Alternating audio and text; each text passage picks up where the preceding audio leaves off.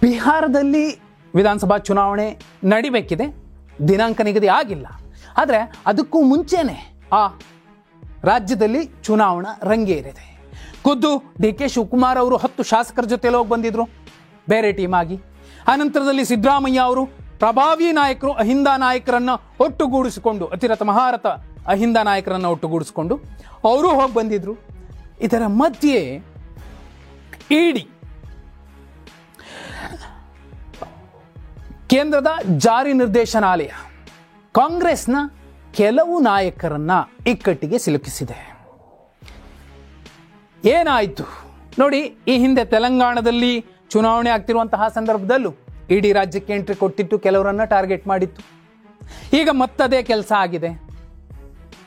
ಅತ್ಯಂತ ಪ್ರಭಾವಿ ನಾಯಕರು, ಅತ್ಯುನ್ನತ ಸ್ಥಾನದಲ್ಲಿರುವಂತಹ ಕಾಂಗ್ರೆಸ್ನ ನಾಯಕರು, ರಾಜ್ಯ ಕಾಂಗ್ರೆಸ್ನ ನಾಯಕರು ಒಬ್ಬರಿಗೆ ನಿನ್ನನ್ನು ನಾವು ಮಿನಿಸ್ಟರ್ ಮಾಡೇ ಮಾಡ್ತೀವಿ, ಬಿಹಾರಕ್ಕೆ ನಾವು ಫಂಡ್ ಕೊಡೋಣ, ಗೆಲ್ಲಿಸಿಕೊಳ್ಳೋಣ ಅಲ್ಲಿ ಕಾಂಗ್ರೆಸ್ ಅನ್ನ ಅನ್ನುವಂತಹ ಸಂದೇಶ ಕೊಟ್ಟಿದ್ದರು ಅನ್ನೋ ಒಂದು ಊಹೆಯ ಮೇಲೆ, ಗಾಸಿಪ್ನ ಮೇಲೆ ವೀರೇಂದ್ರ ಪಪ್ಪಿ ಅವರನ್ನ ಇಡಿ ತಮ್ಮ ವಶಕ್ಕೆ ತಗೊಂಡಿದೆ. ಅಂದ್ರೆ ವೀರೇಂದ್ರ ಪಪ್ಪಿ ಅವರ ಕಡೆಯಿಂದ ಹೋಗುತ್ತಾ ಹೋಗಲ್ವಾ, ಒಂದು ಸುದ್ದಿ ಅಂತೂ ಚರ್ಚೆ ಆಗ್ತಿದೆ, ಹರಿದಾಡ್ತಿದೆ. ಅದರಲ್ಲೂ ಡಿ ಕೆ ಟೀಮ್ನ ಈ ಪ್ರಭಾವಿಗಳು ಒಬ್ಬ ಶಾಸಕ ಅಷ್ಟೇ ಅಲ್ಲ, ಮತ್ತೊಬ್ಬ ಪ್ರಭಾವಿ ನಾಯಕಿಯನ್ನು ಕೂಡ ಇಡಿ ಟಾರ್ಗೆಟ್ ಮಾಡಿರುವಂತಹ ಸಂದರ್ಭದಲ್ಲಿ ಏನಾಗ್ತಿದೆ ನೋಡಿ. ಒಂದು ವರದಿ ಅತ್ಯಂತ ಸೂಕ್ಷ್ಮವಾಗಿರೋದು ನಾನು ನಿಮಗೆ ಓದಿ ಹೇಳ್ತೀನಿ. ಹೇಗಿದ್ರೂ ಡಿಸೆಂಬರ್ ವೇಳೆಗೆ ಮಂತ್ರಿಮಂಡಲ ಪುನರ್ರಚನೆ ಆಗಲಿದೆ. ಈ ಸಂದರ್ಭದಲ್ಲಿ ನೀವು ಮಂತ್ರಿ ಆಗುವಿರಂತೆ, ಆದರೆ ಅದಕ್ಕಾಗಿ ಬಿಹಾರ ವಿಧಾನಸಭಾ ಚುನಾವಣೆಗೆ ನೀವು ನೆರವು ಕೊಡಬೇಕು ಅಂತ ಅವರು ಹೇಳಿದ್ರು. ಇದು ಎಷ್ಟರ ಮಟ್ಟಿಗೆ ನಿಜವೋ, ಆದರೆ ಮಂತ್ರಿಯಾಗಲು ಬಯಸಿರುವಂತಹ ವೀರೇಂದ್ರ ಪಪ್ಪಿ ಬಿಹಾರ ವಿಧಾನಸಭಾ ಚುನಾವಣೆಗೆ ಫಂಡ್ ಸರಬರಾಜು ಮಾಡುತ್ತಿದ್ದಾರೆ ಎಂಬ ಮೆಸೇಜು ಇಡಿಗೆ ತಲುಪಿದ ಕಾರಣಕ್ಕೆ ಇಡಿ ವೀರೇಂದ್ರ ಪಪ್ಪಿ ಅವರನ್ನ ತಮ್ಮ ವಶಕ್ಕೆ ತಗೊಂಡಿರುವಂಥದ್ದು, ವಿಚಾರಣೆ ನಡೆಸ್ತಿರುವಂಥದ್ದು.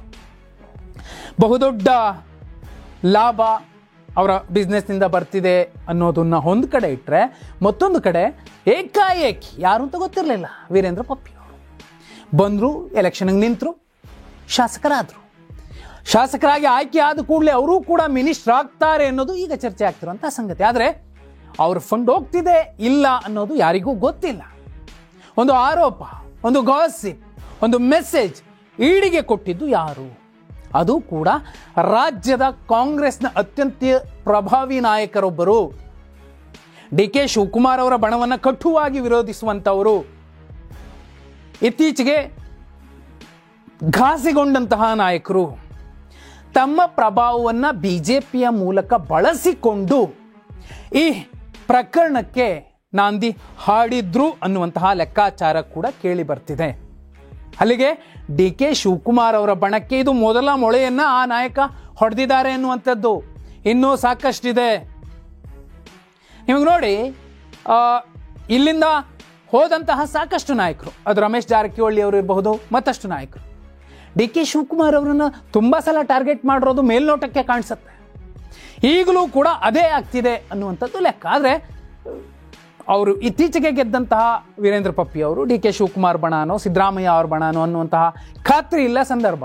ಯಾಕಂದರೆ ಎರಡೂ ಕಡೆ ಕಾಣಿಸ್ಕೊಳ್ತಾರೆ, ಸ್ವಲ್ಪ ಹೆಚ್ಚಾಗಿ ಡಿ ಕೆ ಶಿವಕುಮಾರ್ ಅವರ ಬಣದಲ್ಲಿ ಕಾಣಿಸ್ಕೊಳ್ತಾರೆ. ಆದರೆ ಬೆಳೆಯುವ ಹಂತದಲ್ಲೇ ಯಾಕಿಂತಹ ಗೊಂದಲಕ್ಕೆ ಸಿಲುಕಿದ್ರು, ಅಥವಾ ಅವರನ್ನು ಸಿಕ್ಕಿಸಬೇಕು ಅಂತಲೇ ಯಾರಾದರೂ ಪ್ಲಾನ್ ಮಾಡಿದ್ರಾ, ಇವೆಲ್ಲವೂ ಕೂಡ ಚರ್ಚೆ ಆಗ್ತಿದೆ. ಆದರೆ ಸತ್ಯಾಸತ್ಯತೆ ಗೊತ್ತಿಲ್ಲ. ಬಿಹಾರಕ್ಕೆ ಈ ನಾಯಕನ ಫಂಡ್ ಹೋಗಬೇಕಿತ್ತು, ಈಗ ಹೋಗೋಕ್ಕಾಗಲ್ಲ. ಏನಾಗಬಹುದು ಬಿಹಾರ ಚುನಾವಣೆಯಲ್ಲಿ? ಮತ್ತೆ ಅವರು ಈ ಕಳಂಕ ಅಳಿಸ್ಕೊಂಡು ಬಂದ ಮೇಲೆ ಮಿನಿಸ್ಟರ್ ಆಗ್ತಾರೆ ಅನ್ನುವಂತಹ ಚರ್ಚೆ ಏನಿದೆ ಅದು ನಿಜವಾಗುತ್ತಾ? ಕಮೆಂಟ್ ಮಾಡಿ.